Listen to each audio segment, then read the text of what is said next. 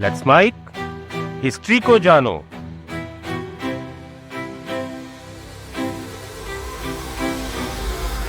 Imagine करो अमीर लोगों की जिंदगी कैसी होती है। सुबह सुबह आप रेशम की मुलायम चादरों पर आंखें खोलते हैं। आंख खोलते ही कुछ नौकर चुपचाप बिना कोई शोर किए आपकी सेवा में लग जाते हैं। नहाने के लिए खास खुशबूदार बाथटब पहले से तैयार कर दिया गया है। खिड़की से आप बाहर देखते हैं तो एक बड़ा सा गार्डन या कंपाउंड है और वहीं पर नीचे कई ऐसे लोग हैं जो सिर्फ आपके लिए काम कर रहे हैं। आपके कमरे में रोम और चाइना और दुनिया भर से आई बेशकीमती चीज़ें सजी पड़ी हुई हैं। अब सवाल ये है कि पुराने ज़माने में इतिहास की प्राचीन सभ्यताओं में, जैसे कि रोमन सभ्यता, इजिप्ट यानी मिस्र की सभ्यता और यहाँ तक कि हमारे भारत की प्राचीन सभ्यताओं के लोग रहते कैसे थे, कैसा होता था उनका जीवन। आज आप अगर बहुत अमीर हैं तो एक प्राइवेट आइलैंड खरीद सकते हैं, कोई बड़ा प्लेन या शिप खरीद कर उसमें अय्याशी काट सकते हैं। तो क्या उस प्राचीन दुनिया में भी अमीर होने का मतलब यही था कि आपके पास अच्छा खासा धन हो, दौलत और ख़जाना हो, नौकर चाकर सेवा में लगे हों और आप दुनिया की कोई भी चीज़ जब चाहे तब पा सकते हो? लेकिन यकीन मानिए, सच इससे बिल्कुल अलग है। आज के अमीर और प्राचीन इतिहास के अमीरों के बीच में बहुत बड़ा अंतर था। उस ज़माने में अमीर होने का मतलब कुछ और ही होता था। आज की इस दुनिया में अपनी दौलत का दिखावा आप नहीं कर रहे तो आप असल में अमीर हैं ही नहीं। लेकिन तब ऐसा नहीं था।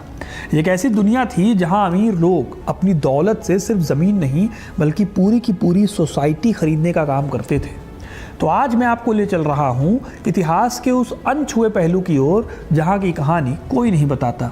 तब के अमीर लोग कैसे रहते थे, क्या करते थे, कैसे उनका दिन बीतता था और दुनिया की अलग अलग सभ्यताओं में क्या क्या होता था इन अमीरों की लाइफ में। यह हिस्ट्री का वो हिस्सा है जो बताता है कि इंसान पावर और सर्वाइवल के लिए किस हद तक जा सकता है। आज हम ये पूरी कहानी जानेंगे तो वीडियो को पूरा देखिएगा, क्योंकि अपना इतिहास नहीं जानोगे तो खुद को कैसे पहचानोगे। अपने देश के इतिहास के पन्नों को हम पलटेंगे, लेकिन सबसे पहले चलते हैं दुनिया की सबसे नामी और पुरानी सभ्यताओं में से एक रोमन सभ्यता की ओर। भारत से हजारों किलोमीटर दूर प्राचीन रोम, सन 100 ईस्वी के आसपास रोम के एक अमीर सीनेटर की लाइफ को देखा जाए। ये सीनेटर न केवल बहुत अमीर होते थे बल्कि उनके पास अच्छी खासी ताकत होती थी। वो सत्ता के सेंटर में भी होते थे, तो उनके पास वो सब होता था जो मैंने आपसे शुरू में बताया। बड़े रेशमी चादरों वाला बिस्तर, नौकर चाकर, बगीचे और दुनिया का हर ऐशो आराम। लेकिन फिर भी वो देर तक सो नहीं सकते थे। सीनेटर के दिन की शुरुआत बहुत जल्दी होती थी। इसलिए नहीं कि उसे हमारे और आपकी तरह किसी ऑफिस में जाना है, बल्कि इसलिए क्योंकि रोम में पावर यानी ताकत पूरी तरह से लेन देन और सोशल नेटवर्किंग पर टिकी होती थी।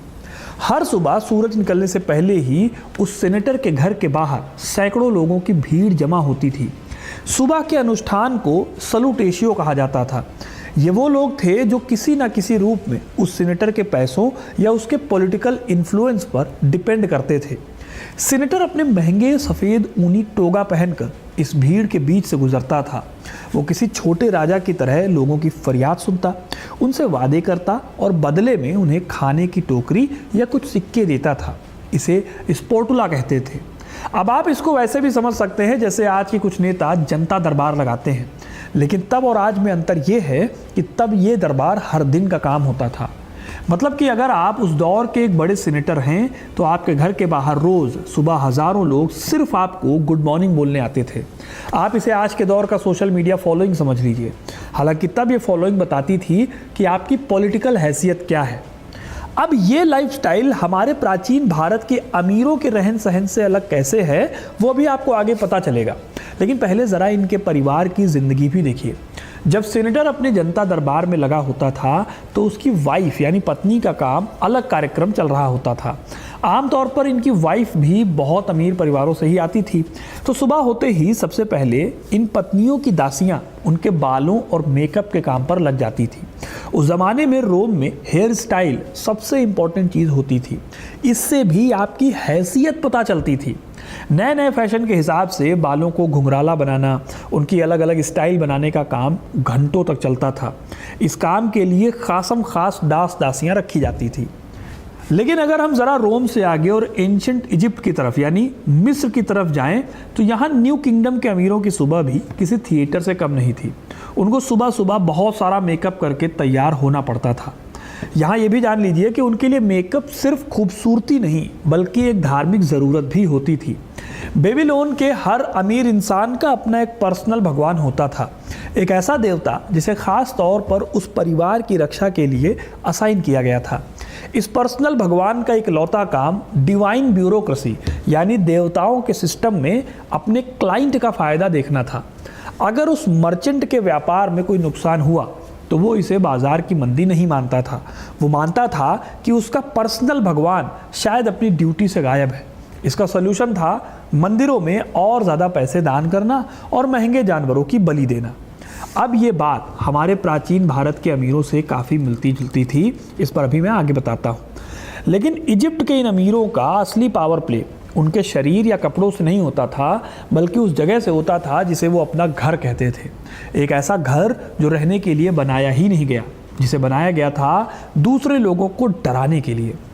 प्राचीन काल में अगर अमीरों के घरों को देखें तो वो कोई प्राइवेट सेंचुरी नहीं होते थे, ये घर अपने आप में एक पॉलिटिकल टूल थे। रोम में एक अमीर रोमन का घर यानी डोमस, उसका डिज़ाइन ऐसा लगता था जैसे वो हर इंसान के दिमाग से खेल रहा हो। डोमस के मेन गेट से अंदर आते ही एक लंबा, सकरा और अंधेरा रास्ता होता था, इसे फॉसेस कहते थे। ये रास्ता बाहर की शोर शराबे वाली दुनिया और घर के अंदर की दुनिया के बीच गैप बनाता था। इस रास्ते से निकलते ही आप एट्रियम में पहुंचते थे, जो कि अपने आप में एक बहुत बड़ा हॉल होता था।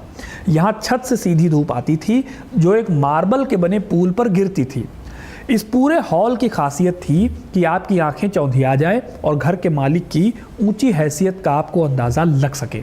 इसी एट्रियम के ठीक सामने मास्टर यानी घर के मालिक का ऑफिस होता था। यहाँ वो एक राजा की तरह बैठकर लोगों से मिलता था। इस ऑफिस के पीछे एक बहुत बड़ा खुला बगीचा था। इस बगीचे में महंगे फव्वारे और दुनिया भर से लाए गए पौधे लगे होते थे। दीवारों पर ऐसी 3D पेंटिंग्स होती थी जो कमरों को असल से कहीं ज़्यादा बड़ा दिखाती थी।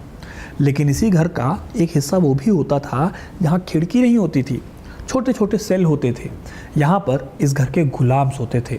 रोमन आर्किटेक्ट विट्रूवियस ने लिखा है कि घरों का डिज़ाइन जानबूझकर ऐसा रखा जाता था कि मेहमानों को ऐशो आराम तो दिखे, लेकिन उस आराम को पैदा करने वाले मजदूरों की शक्ल कभी किसी को नज़र ही ना आए। एक तरफ जहाँ रोम में शो ऑफ था तो वहीं एथेंस के अमीर लोग अपनी दौलत दिखाने से बचते थे। एथेंस बाहर से उनके घर बहुत ही ज़्यादा साधारण दिखते थे, लेकिन जैसे ही आप लकड़ी का दरवाज़ा पार करके अंदर घुसे तो वहाँ एक बहुत ही अलग दुनिया होती थी। महंगे कांसे के फर्नीचर, विदेशों से आए कपड़े और शानदार पॉटरी से सजा एक प्राइवेट लग्जरी बंकर होता था। इसके अलावा बेबीलोन को अगर देखें तो यहाँ के अमीर मिट्टी की ईंटों से बने मल्टी स्टोरी महलों में रहते थे। यहाँ का एक एग्जाम्पल अगर आपको देखना है तो आप हैंगिंग गार्डन्स को देख सकते हैं, जो कि अपने आप में बेमिसाल हैं। इन सब के बीच दिन भर घर में अपना रुतबा दिखाने के बाद जब सूरज ढलता था तब शुरू होता था असली ड्रामा। एक ऐसा डिनर जिसे सिर्फ खाना कहना इतिहास की सबसे बड़ी गलती होगी। रोम में शाही डिनर को सेना कहा जाता था। अगर आप इस डिनर में सीधे बैठकर खाना खा रहे हैं तो इसका मतलब है कि आप कोई नौकर हैं या फिर आपकी कोई हैसियत नहीं है उस अमीर परिवार के सामने। अमीर लोग बैठकर नहीं बल्कि अक्सर लेटकर खाना खाते थे। 3 बड़े बड़े सोफ़ों को एक यू शेप में लगाया जाता था। मेहमान बाएं हाथ के बल तकिए पर लेटते थे और सिर्फ दाएं हाथ से खाना खाते थे। लेटना इस बात को दिखाता था कि अब आपको लाइफ में कोई हड़बड़ी नहीं है, आप अपनी मंजिल तक पहुंच चुके हैं। खाना ऐसा होता था जो सिर्फ पेट भरने के लिए नहीं बल्कि मेहमानों को चौंकाने के लिए बनाया जाता था। रोम के मशहूर कुक बुक एपिसियस में ऐसी रेसिपीज़ मिलती हैं जिन पर आपको आज यकीन करना मुश्किल हो जाएगा। खजूर के साथ पकाई गई फ्लेमिंगो पक्षी की जीभ, ऊँट की एड़ियाँ, पाइन नट्स के साथ भरे हुए डॉर्माइस, ये एक तरह का चूहा होता है, और इन सब पर गारम नाम का एक फिश सॉस डाला जाता था। ये सॉस मछलियों की आंतों को महीनों तक नमक के साथ धूप में सड़ाकर बनाया जाता था। ये इतना महंगा था कि सिर्फ अमीर ही इसे अफोर्ड कर सकते थे।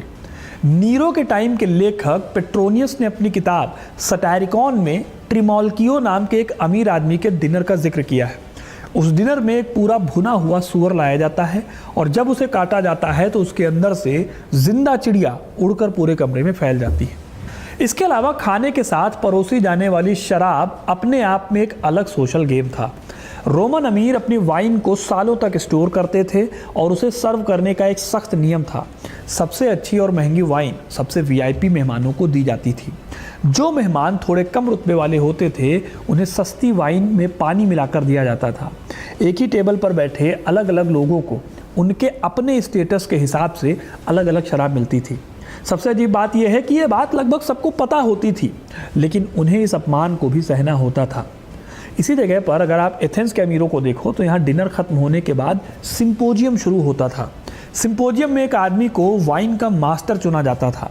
ये आदमी तय करता था कि शराब में कितना पानी मिलाया जाएगा। बिना पानी मिली शराब पीना जंगलीपन माना जाता था। इस महफिल में गहरी फिलॉसफी पर बातें होती थी, कविताएं पढ़ी जाती थी और पॉलिटिक्स तय होती थी। लेकिन जब शराब का नशा चढ़ता तो ये अमीर एक गेम खेलते थे जिसे कोटाबोस कहते थे। इसमें वो अपने प्याले में बची हुई शराब की आखिरी बूंदों को उंगली से उछालकर दूर रखे पीतल के एक डिस्क पर निशाना लगाते थे। जब आर्कियोलॉजिस्ट ने ग्रीस में खुदाई की तो उन्हें ऐसे प्याले मिले हजारों की संख्या में, जिसका मतलब है कि जिन लोगों ने अपने पैसों से मशहूर पार्थेनन का मंदिर बनवाया वही लोग रात को शराब के नशे में एक दूसरे पर वाइन की बूंदें उछाल रहे थे। यह सब सुनकर आपको लगेगा कि इनकी लाइफ में सिर्फ मौज मस्ती थी, लेकिन इस दिखावे के पीछे एक ऐसा डर छिपा था जो आज की किसी भी अरबपति को पागल कर सकता है। अब आते हैं अपने देश भारत पर। आखिर प्राचीन भारत में अमीर होने का असली मतलब क्या था? वात्स्यायन की एक बहुत फेमस किताब है, आपने नाम सुना होगा, कामसूत्र। इसमें एक बहुत ही अमीर और स्टाइलिश शहरी इंसान का जिक्र मिलता है। इनको नागरक कहा गया है। इनका पूरा दिन फाइन आर्ट्स, लिटरेचर और दोस्तों के साथ गोष्ठी यानी एक तरह की प्राइवेट डिबेट क्लब में गुजरता था। लेकिन प्राचीन भारत में असली दौलत इन अमीरों से अलग कहीं और भी मौजूद थी। भारत में असली पावर होल्ड करते थे श्रेष्ठी यानी व्यापारी। ये वो मर्चेंट्स थे जो रोम से लेकर साउथ ईस्ट एशिया तक अपना सिल्क और मसालों का व्यापार चलाते थे। इनकी अपनी बहुत ही पावरफुल श्रेणियां यानी गिल्ड्स होती थी। ये गिल्ड्स इतने पावरफुल थे कि इनके पास खुद की प्राइवेट आर्मी भी होती थी। ये लोग सिर्फ ट्रेड नहीं करते थे बल्कि राजाओं को जंग लड़ने के लिए भारी भारी कर्ज भी देते थे। अगर कोई राजा इनका कर्ज नहीं चुका पाता था तो ये श्रेष्ठी या ये गिल्ड्स पूरे के पूरे राज्य की इकोनॉमी को हिलाने की ताकत रखते थे। इनकी हवेलियां भी बहुमंजिला होती थी। गर्मियों से बचने के लिए इन हवेलियों में खास धारागृह यानी कि कूलिंग रूम्स बनाए जाते थे। यहाँ दीवारों से लगातार पानी बहता रहता था। मगर दुनिया के बाकी अमीरों की तरह भारत के इन अमीरों को भी पता था कि दौलत कभी भी उनसे छीनी जा सकती थी। इसी चीज़ से बचने के लिए उन्होंने अलग अलग तरीके निकाले अपने हिसाब से। इसी में एक बहुत ही सुटेबल और बहुत ही अच्छा तरीका था दान का। ये अमीर व्यापारी अपनी दौलत से बड़े बड़े बौद्ध विहार, जैन मंदिर, शानदार बावड़ियाँ और धर्मशालाएं बनवाते थे। जब आप सांची के स्तूप या अजंता एलोरा की गुफाओं को देखते हैं तो वो सिर्फ राजाओं ने नहीं बनवाए। उनमें बहुत बड़ा पैसा इन्हीं व्यापारियों का, इन्हीं गिल्ड्स या श्रेणियों का लगा हुआ था। ये सिर्फ धर्म का काम नहीं था, ये समाज में अपना रुतबा और पॉलिटिकल पावर सेट करने की एक बेहतरीन स्ट्रेटजी थी। मतलब आप ऐसे समझो कि जनता का इतना भला कर दिया गया कि राजा इनके खिलाफ ज़्यादा कुछ कर नहीं सकते थे। उनकी इमेज एक महात्मा जैसी हो जाती थी जिनके बचाव के लिए जनता अक्सर खड़ी हो जाती थी। इन सब चीज़ों को जानने के बाद दिमाग में एक सवाल आता है कि अगर कल को कोई अमीर आदमी जो प्राचीन सभ्यताओं में रह रहा था वो अगर दिवालिया हो गया तो क्या होगा? आज अगर कोई अमीर इंसान दिवालिया हो जाए तो उसके पास तमाम टूल्स हैं जिनसे वो बच सकता है, जैसे कि बैंक्रप्सी प्रोटेक्शन, लिमिटेड लायबिलिटीज़ कंपनियां और डाइवर्सिफाइड इन्वेस्टमेंट। मतलब अलग अलग जगहों पर आपने अपना पैसा इन्वेस्ट कर रखा है। लेकिन उस ज़माने में इस तरह के सेफ्टी नेट नहीं होते थे। तब दौलत ऐसे होती थी जैसे कांच का महल जो किसी बड़े झोंके में टूट सकती थी। अगर भूमध्य सागर यानी मेडिटेरेनियन सी में कोई तूफान आ जाए और आपका जहाज़ डूब गया तो आप रातों रात सड़क पर आ सकते थे। अगर राजा का मूड खराब हो गया तो वो प्रोस्क्रिप्शन के नाम के एक कानून का इस्तेमाल करेगा और आपकी सारी प्रॉपर्टी जब्त कर लेगा और आपको मौत की घाट भी उतार सकता है। इसीलिए उस दौर में माना जाता था कि कैश या सोना वगैरह को अपने घर में अच्छे बड़े पैमाने पर जमा करके रखना खतरे से खाली नहीं है। अब इन सभी खतरों से निपटने के लिए इन अमीरों ने एक स्ट्रैटेजी बनाई। इन्होंने अपनी प्राइवेट दौलत को सोशल कैपिटल में बदलना शुरू किया। इस प्रैक्टिस को यूरेजेटिज्म कहते हैं। माने ये कि लोग अपनी दौलत सड़कों, पानी की नहरों, पब्लिक बाथ और स्टेडियम बनाने में खर्च कर देते थे। वो ग्लैडिएटर की लड़ाइयों को स्पॉन्सर करते थे। लड़ाई क्या होती थी आगे आपको बताऊंगा। और ये लोग हज़ारों लोगों को फ्री में खाना और एंटरटेनमेंट देते थे। इसके बदले में शहर की बड़ी बड़ी इमारतों पर उनका नाम पत्थरों में उकेरा जाता था। ये एक तरह से उनका लाइफ इंश्योरेंस था। अगर कोई सम्राट उन्हें मारने की कोशिश करेगा तो शहर की वो जनता उस अमीर आदमी को बचाने के लिए बगावत कर सकती थी, जिसे वो फ्री में खाना और खेल दे रहा था। इस पॉलिटिकल जुए को अगर समझना है तो आप इसका सबसे बड़ा एग्जाम्पल मान सकते हैं जूलियस सीजर को। तानाशाह बनने से बहुत पहले साल 65 BC में सीजर रोम के एक ऑफिसर हुआ करते थे। जनता का पूरा सपोर्ट हासिल करने के लिए सीजर ने सारी हदें पार की। उन्होंने रोम की हिस्ट्री का सबसे बड़ा ग्लैडिएटर शो आयोजित किया। ग्लैडिएटर शो में होता यह है कि दो लोग आपस में लड़ते हैं और ये लड़ाई तब तक चलती है जब तक एक आदमी मर नहीं जाता, और ये रोम का बहुत ही फेमस खेल होता था। सीजर ने इस खेल में 320 जोड़ी ग्लैडिएटर्स को मैदान में उतारा, यानी 640 लड़ाके, और उन सबको असली चांदी के चमकते हुए कवच पहनाए गए। प्लूटार्क लिखते हैं कि इस खौफनाक दिखावे को देखकर सीजर के दुश्मन सीनेटर डर से कांप गए, क्योंकि सीजर एंटरटेनमेंट के बहाने खुलेआम अपनी एक प्राइवेट आर्मी बना रहे थे। इस शो को फाइनेंस करने के लिए सीजर ने रोम के सबसे अमीर आदमी मार्कस क्रैसस से पैसा लिया। इन्होंने इतना भारी कर्ज ले लिया कि कागजों पर सीजर पूरी तरह बर्बाद हो चुके थे। उनका कर्ज 25 मिलियन सेस्टर्सेस पहुंच चुका था, लेकिन इसमें भी उनका अपना एक प्लान काम कर रहा था। वो जानते थे कि जब उनका कर्ज इतना बड़ा हो जाएगा तो वो टू बिग टू फेल बन जाएंगे। अब क्राइसिस की मजबूरी थी कि वो सीजर को पॉलिटिक्स में जिंदा रखें और उनको आगे बढ़ाएं, क्योंकि अगर सीजर मर गए तो क्राइसिस का सारा पैसा भी डूब जाएगा। इस तरह से सीजर के सत्ता में आने का ये भी एक बहुत बड़ा रोल था। अब एक तरह से देखा जाए तो ये अमीर लोग दुनिया के सबसे ताकतवर इंसान तो बन गए थे, लेकिन एक चीज़ थी जिसे पैसा भी नहीं रोक सकता था। वो चीज़ थी मौत। और मौत के इस डर ने जन्म दिया इतिहास के सबसे अजीबोगरीब सिस्टम को। रोम में जब सत्ता पलटने का डर हमेशा सर पर मंडराता रहता था, तब वहाँ के अमीरों ने स्टोइसिज्म नाम की एक फिलॉसफी को अपना हथियार बनाया। इस फिलॉसफी का सबसे बड़ा चेहरा थे सेनेका द यंगर। सेनेका एक मल्टी मिलियनर थे। उनके पास इटली से लेकर इजिप्ट तक ज़मीनें थी। वो बहुत ही क्रूर तरीके से लोगों को कर्ज देते थे और सम्राट नीरो के पर्सनल ट्यूटर भी थे। लेकिन अजीब बात यह है कि सेनेका ने गरीबी और सादगी पर कई खूबसूरत किताबें लिखी। वो लिखते थे कि एक समझदार इंसान को दौलत से लगाव नहीं होना चाहिए।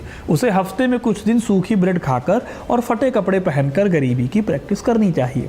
कुछ इतिहासकार सिर्फ एक अमीरी का पाखंड मानते हैं इस चीज़ को, लेकिन गहराई से देखें तो ये उनका साइकोलॉजिकल आर्मर यानी दिमागी कवच था। सेनेका जानते थे कि नीरो किसी भी दिन उनके सुसाइड का फरमान सुना सकता है, जो उसने 65 ईस्वी में किया भी। ये फिलॉसफी उन्हें उस खौफनाक अंजाम के लिए दिमागी तौर पर तैयार कर रही थी। इसी तरह अगर आप रोम से हटकर इजिप्ट में देखें तो यहाँ मौत के बाद की प्लानिंग एक पूरी की पूरी इंडस्ट्री होती थी। इजिप्ट के अमीरों के लिए सबसे बड़ा इन्वेस्टमेंट उनकी अपनी कब्र होती थी। जी हाँ, वो अपनी सारी लाइफ मौत के बाद वाले एडमिनिस्ट्रेशन को सेट करने में लगा देते थे। उनकी कब्रों की दीवारों पर सिर्फ कलाकारी नहीं होती थी, वो एक लीगल और जादुई कॉन्ट्रैक्ट होता था। दीवारों पर भुने हुए बैल, दर्जनों तरह की ब्रेड और बियर के मटकों की जो तस्वीरें बनाई जाती थी, वो असल में एक मैजिकल रेस्टोरेंट का मेन्यू थी। अगर उनके मरने के बाद उनके परिवार वाले उनकी कब्र पर असली खाना रखना भूल जाएं, तो दीवारों पर लिखे मंत्र एक्टिव हो जाते थे और वो तस्वीरें मृतक की आत्मा के लिए असली खाने में बदल जाती थी। इस सिस्टम को हमेशा के लिए चालू रखने के लिए अमीर लोग अपनी उपजाऊ ज़मीनें मंदिरों के नाम कर देते थे। इसके बदले में पुजारी एक कॉन्ट्रैक्ट साइन करते थे कि वो इस ज़मीन की फसल का एक हिस्सा हमेशा उस अमीर इंसान की कब्र पर चढ़ाते रहेंगे। इस आफ्टर लाइफ ब्यूरोक्रेसी का सबसे बड़ा सबूत फ़ारो रामेसेस II है। उन्होंने गद्दी पर बैठते ही अपनी कब्र का काम शुरू करवा दिया था। उन्होंने 67 सालों तक इजिप्ट पर रूल किया और 90 की उम्र में अपनी मौत तक वो उस कब्र को बड़ा ही करवाते रहे। उनके लिए पूरे देश की इकॉनमी सिर्फ एक मशीन थी जो उन्हें हमेशा के लिए अमर कर सके। महल, फिलॉसफी, सोने के रथ और मौत के बाद की दुनिया की ये सारी प्लानिंग, ये सब कुछ मुमकिन कैसे हो रहा था? इसका जवाब छिपा है इतिहास के उस डार्क चैप्टर में जिसे अक्सर पलट दिया जाता है, जिस पर बहुत ज़्यादा बात नहीं होती। प्राचीन दुनिया के अमीरों की ये पूरी की पूरी लाइफस्टाइल जिस नींव पर, जिस बेस पर टिकी थी, वो नींव इंसानी दर्द और गुलामी से बनी थी। रोम या ग्रीस के किसी भी रईस घर में जो भी काम होता था, नहाने का पानी गर्म करना हो, खाना पकाना हो, बाल संवारने हो या चिट्ठियाँ पहुँचानी हो, वो सब गुलामों द्वारा किया जाता था, जिनका कोई बहुत बड़ा खर्चा नहीं था। साल 8 ईसा पूर्व में रोम के एक अमीर सिसिलियस इसोडोरस की मौत हुई। सिविल वॉर में अपना बहुत कुछ गंवाने के बाद भी जब उसकी वसीयत पढ़ी गई तो उसमें जानवर थे, कैश थे, ये सब होता रहता है। 4116 इंसानों का जिक्र भी उसकी प्रॉपर्टी में था। आज हमारे लिए इस बात को समझना बहुत मुश्किल है कि वो अपने गुलामों को इंसान नहीं बल्कि प्रॉपर्टी मानते थे। एरिस्टोटल जैसे महान दार्शनिकों ने तक गुलामों को लिविंग टूल यानी एक जिंदा औजार कहा था। सबसे बड़ा पैराडॉक्स तो ये है कि प्राचीन रोम के कई सबसे ज़्यादा पढ़े लिखे, स्किल्ड और बुद्धिमान लोग असल में गुलाम ही थे। ग्रीक गुलामों की मार्केट में सबसे ज़्यादा डिमांड थी। उन्हें ट्यूटर, डॉक्टर, सेक्रेटरी और फिलोसोफर्स के तौर पर देखा जाता था, खरीदा जाता था। मशहूर स्टोइक फिलोसोफर एपिक्टेटस खुद एक गुलाम थे। जो इंसान रोम के बड़े बड़े सीनेटर्स के बच्चों को ज़िंदगी का मतलब समझा रहा था, वो खुद किसी और की प्रॉपर्टी था। इन गुलामों को अपनी एक छोटी सी पर्सनल सेविंग रखने का हक था, जिसे पेक्यूलियम कहते थे। ज़िंदगी भर मेहनत करके कुछ गुलाम अपनी आज़ादी खरीद तो लेते थे, लेकिन उसके बाद भी उन्हें पुराने मालिक के लिए लॉयल यानी वफादार रहना पड़ता था और उसके लिए फ्री में काम करना पड़ता था।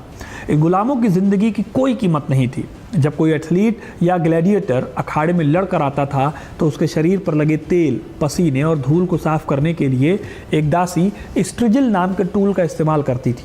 उस खुरचे हुए पसीने और मैल को कांच की शीशियों में भरा जाता था और बाजार में महंगे दामों पर बेचा जाता था। रोम की अमीर औरतें इसे अपने चेहरे पर लगाती थी। क्लियोपेट्रा, जो कि बहुत ही महान रानी थी, वो जब भी रेगिस्तान के सफ़र पर निकलती थी तो उनके काफिले के ठीक पीछे 700 गधियों का एक झुंड चलता था, ताकि क्लियोपेट्रा रोज उनके ताज़े खट्टे दूध से नहाकर अपनी स्किन को जवान रख सके।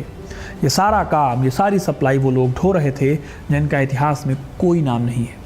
इन गुलामों की वजह से ही प्राचीन अमीरों को वो एक चीज़ मिलती थी जो दुनिया का कोई और इंसान शायद अफोर्ड भी नहीं कर सकता, टाइम। ग्रीक भाषा में इसे स्कोले कहा जाता था, जिससे आज का शब्द स्कूल बना है। उनके लिए स्कोले का मतलब आलस नहीं था, बल्कि वो आज़ादी थी जहां आपको कोई मजदूरी नहीं करनी। इसी खाली वक्त में उन्होंने फिलॉसफी गढ़ी, आर्ट्स बनाए और राजनीति की। अगर कोई अमीर रोमन सेनेटर दोपहर में अपने बागों में टहलते हुए जस्टिस और मोरालिटी और नैतिकता पर बड़ी बड़ी बातें सोच रहा था, तो वो सिर्फ इसलिए क्योंकि घर के अंधेरे कॉरिडोर में कोई गुलाम बिना कुछ कहे उसका पसीना पोंछने के लिए खड़ा था। जब हम प्राचीन काल की अमीरी को देखते हैं तो हमें एक बेहद खूबसूरत लेकिन खौफनाक तस्वीर एक ही टाइम पर नज़र आती है। ये एक ऐसी दुनिया थी जहां परफ्यूम की खुशबू के नीचे खून और पसीने की बदबू दबी हुई थी, जहां अपनी हैसियत को बनाए रखने के लिए लगातार एक थका देने वाला नाटक करना पड़ता था। प्राचीन काल का वो अमीर इंसान जो इतिहास की सबसे शानदार ज़िंदगी जी रहा था, वो असल में हर पल के लिए एक ऐसे डर के साए में था कि कहीं छोटी सी एक गलती हो गई तो उसका ये पूरा कांच का महल टूट कर बिखर सकता है। तो दोस्तों, ये थी कहानी दुनिया के अलग अलग सभ्यताओं में आने वाले अमीर लोगों की, उनके लाइफस्टाइल की। आपको ये कहानी कैसी लगी कमेंट करके ज़रूर बताइए। वीडियो को लाइक और शेयर करना ना भूलें और ऐसे इंटरेस्टिंग कहानियों के लिए, इतिहास से जुड़े रहने के लिए हिस्ट्री कनेक्ट को सब्सक्राइब ज़रूर करें। बहुत बहुत धन्यवाद।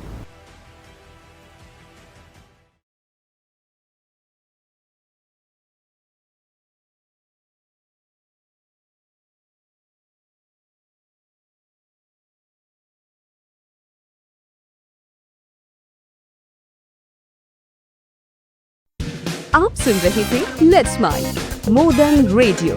फॉलो कीजिए हमें हमारे सोशल मीडिया प्लेटफॉर्म्स पर।